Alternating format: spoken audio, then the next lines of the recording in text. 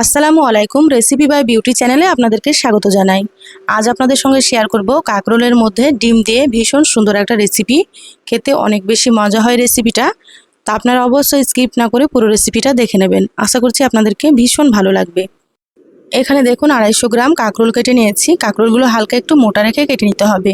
আপনারা হয়তো দেখেই বুঝতে পারছেন কিভাবে কাটতে হবে। কাঁকরোলগুলো কেটে নেওয়ার পরে খুব ভালোভাবে ধুয়ে পরিষ্কার করে পানিটাকে ঝরিয়ে নিয়েছি। এবার আমি কাঁকরোলের মধ্যে দিয়ে দিলাম হাফ চা চামচ লবণ, দিয়ে দিচ্ছি হাফ চা চামচ মতো হলুদ গুঁড়ো, আর এখানে সামান্য পরিমাণে একটু দিয়ে দিচ্ছি মরিচের গুঁড়ো। এবার সমস্ত মশলাগুলোকে খুব ভালোভাবে কাঁকরোলের সঙ্গে মাখিয়ে নেব।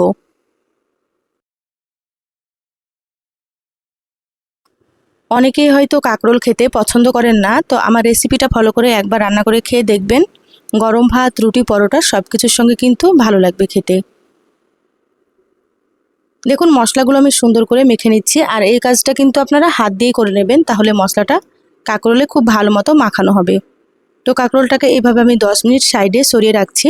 এবার আমি মশলাটা বেটে নেব। মিক্সার জারে দিয়ে দিচ্ছি 4টে কাঁচামরিচ।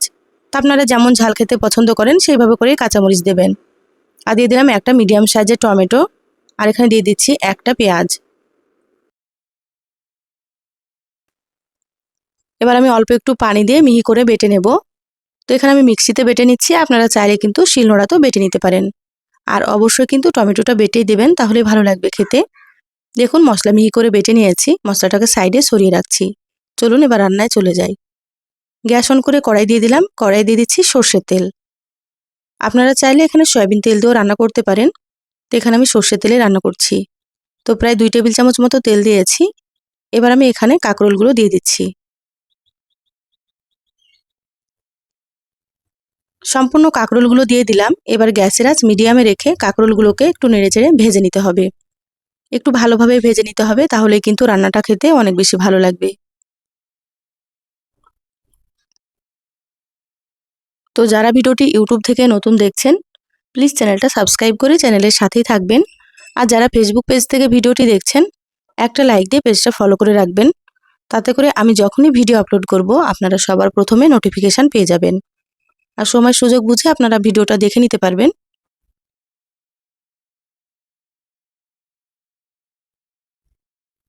দেখুন কাঁকরোলের কালারটা কিন্তু অনেকটাই চেঞ্জ হয়ে গিয়েছে, সুন্দর লালচে করে ভাজা হয়ে গিয়েছে। এইভাবে করে কিন্তু কাঁকরোলগুলোকে ভেজে নিতে হবে।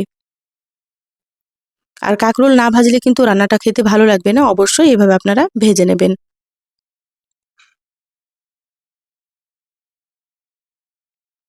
এবার আমি কাঁকরোলগুলোকে প্লেটে তুলে নেব।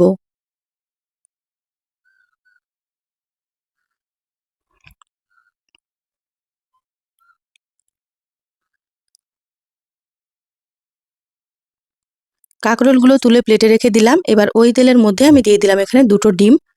তো ডিম দুটো আমি আগে থেকে বাটিতে ভেঙে নিয়েছি। সামান্য একটু লবণ দিয়ে দিলাম। আর এখানে কিন্তু ডিমের পরিমাণ আপনারা কম বেশি করে নিতে পারেন। এখানে আপনারা একটা ডিমও দিতে পারেন, বা চাইলে 3টে বা 4টে ডিমও আপনারা কিন্তু দিতে পারেন। যত বেশি ডিম দিবেন ততই কিন্তু রান্নাটা খেতে ভালো লাগবে। এবার গ্যাসের আঁচ মিডিয়ামে রেখে ডিম দুটোকে একটু ভেজে নিতে হবে হালকা করে। খুব বেশি কড়া করে ভাজবো না, এভাবে হালকা একটু ঝুরি ঝুরি করে ভেজে নিচ্ছি।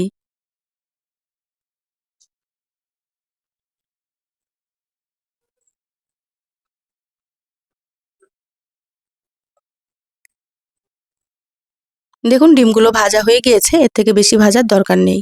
এবার আমি বাটিতে তুলে নিচ্ছি।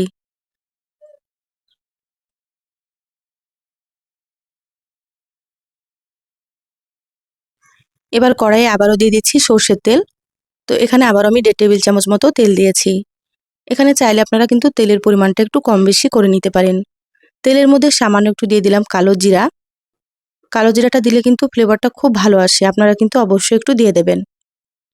এবার এখানে বেটে রাখা মশলা দিয়ে দিলাম। প্রথমে যে মশলাটা বেটে রেখেছিলাম সেই মশলাটা। আর এখানে সামান্য একটু আদা বাটা দিয়েছি। আর সামান্য পরিমাণে কিন্তু একটু রসুন বাটা দিলাম। এখানে আমি কিন্তু হাফ চা চামচের থেকেও কম দিয়েছি। মশলা খুব লাগবে না, যেহেতু আমি এখানে কাঁকরোলটা কম নিয়েছি, সেজন্য মশলার পরিমাণও কিন্তু অল্প লাগবে। এবার নেড়েচেড়ে মশলা খুব ভালোভাবে ভেজে নেব, যাতে করে মশলার কাঁচা গন্ধটা চলে যায়।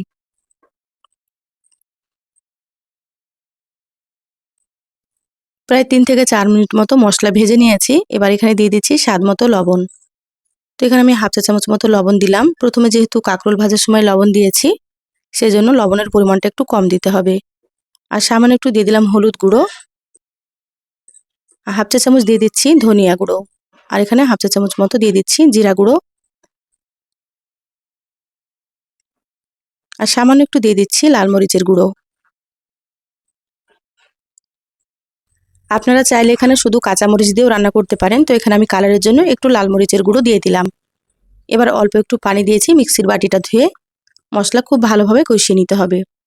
আর এখানে কিন্তু অবশ্যই একটু পানি দিয়ে কষাতে হবে, নাহলে শুকনো মশলাগুলো কিন্তু পুড়ে যাবে।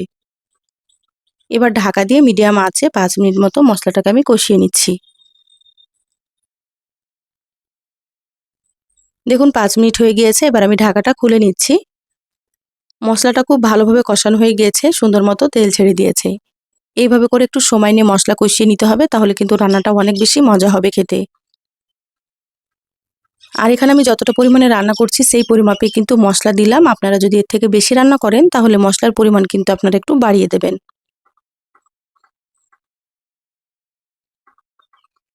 এবার আমি এখানে দিয়ে দিচ্ছি ভেজে রাখা ডিম। মশলার সঙ্গে ডিমগুলোকে খুব ভালোভাবে একটু মিশিয়ে নেব।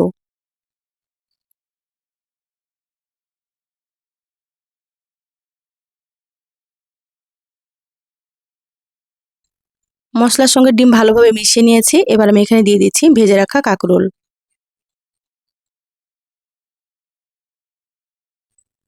সম্পূর্ণ কাঁকরোলগুলো দিয়ে দিলাম। এবার খুব ভালোভাবে মশলার সঙ্গে নেড়েচেড়ে মিশিয়ে নিতে হবে।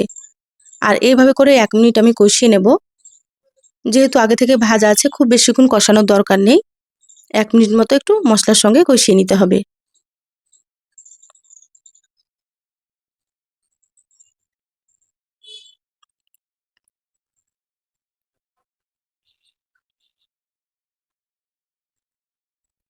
দেখুন ভালোভাবে কষিয়ে নিয়েছি। এবার আমি এখানে দিয়ে দিচ্ছি ফুটন্ত গরম পানি। অবশ্যই কিন্তু আপনারা এখানে গরম পানি দিয়ে দেবেন। গরম পানি দিলে রান্নার টেস্টটা খুবই ভালো আসে। তো এখানে প্রায় আমি 1 কাপ মতো পানি দিয়েছি। খুব বেশি ঝোল রাখবো না সেজন্য।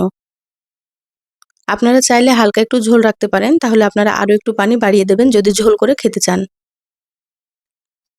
দেখুন পানি দেওয়ার পরে খুব ভালোভাবে নেড়েচেড়ে আবারও মিশিয়ে নিলাম। এবার ঢাকা দিয়ে মিডিয়াম আঁচে আমি 10 মিনিট মতো রান্না করব। তারপরে আপনাদেরকে দেখাচ্ছি। 10 মিনিট মিডিয়াম আঁচে রান্না করে নিয়েছি, আর মাঝে আমি ঢাকা খুলে একটু নেড়েচেড়ে নিয়েছি। দেখুন পানিটা একেবারে শুকনো হয়ে গিয়েছে। হালকা এরকম মাখো মাখো করে আমি রান্না করব।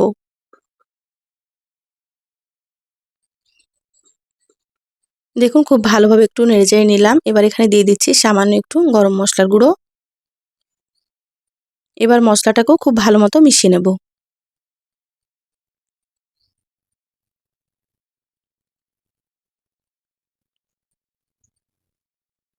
খুব ভালোভাবে নেড়েচেড়ে মিশিয়ে নিয়েছি। রান্না হয়ে গিয়েছে। গ্যাস বন্ধ করে দিচ্ছি।